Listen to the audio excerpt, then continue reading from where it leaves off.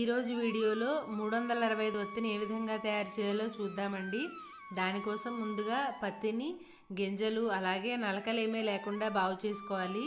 తర్వాత విభూతిని కానీ పచ్చిపాలను కానీ తీసుకుని ఈ విధంగా నేను ఈ వీడియోలో చూపిస్తున్నట్టుగా దారాన్ని పోసుకోవాలి.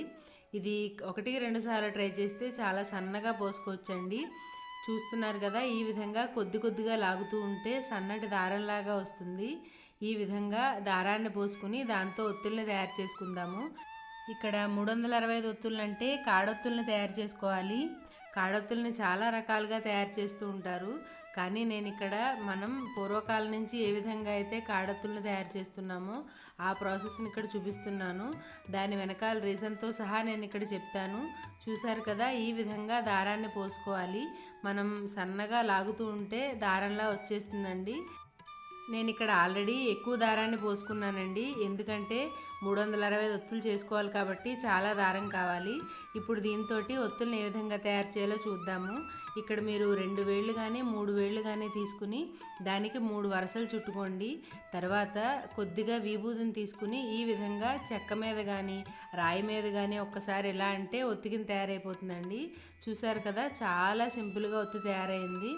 ఈ విధంగా 365 ఒత్తుల్ని తయారు చేసుకోవాలండి. మామూలుగా 365 ఒత్తుల్ని కార్తీక మాసం మొదలైన తర్వాత మొదలుపెట్టేవారు. ఒక వారం రోజులు ఇలా 50 ఒత్తులు చేసుకుంటే 365 ఒత్తులు అయిపోయేవి. క్షీరాబ్ది ద్వాదశి నుంచి ఇంకా అక్కడి నుంచి వచ్చే అన్ని పండగలకి కూడా 365 ఒత్తులు సిద్ధంగా ఉండేవి.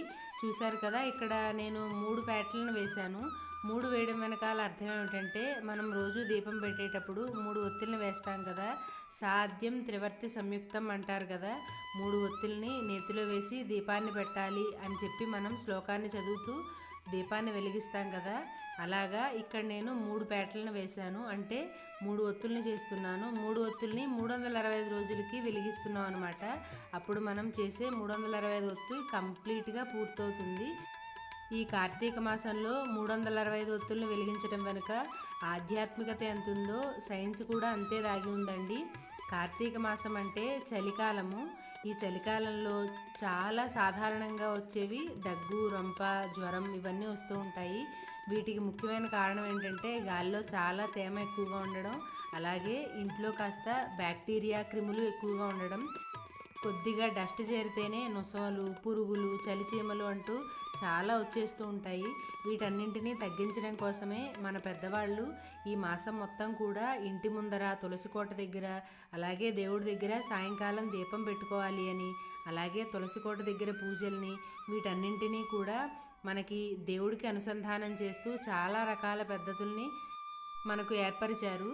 అందులో భాగంగానే ఈ కార్తీక మాసంలో తప్పనిసరిగా 365 ఒత్తుల్ని వెలిగించుకుంటాము. ఈ 365 ఒత్తుల్ని కొబ్బరి నూనెతో కానీ, నువ్వుల నూనెతో కానీ, ఆవు నెయ్యితో కానీ ఈ 365 ఒత్తుల్ని కొబ్బరి చిప్పలో పెట్టి వెలిగిస్తారు. ఇది చాలాసేపు వెలుగుతుందండి, అలాగే హుతం అవడానికి కూడా చాలా టైం పడుతుంది. దీని నుంచి వచ్చే వాసన, పొగ ఊపిరితిత్తులకి చాలా మంచిది.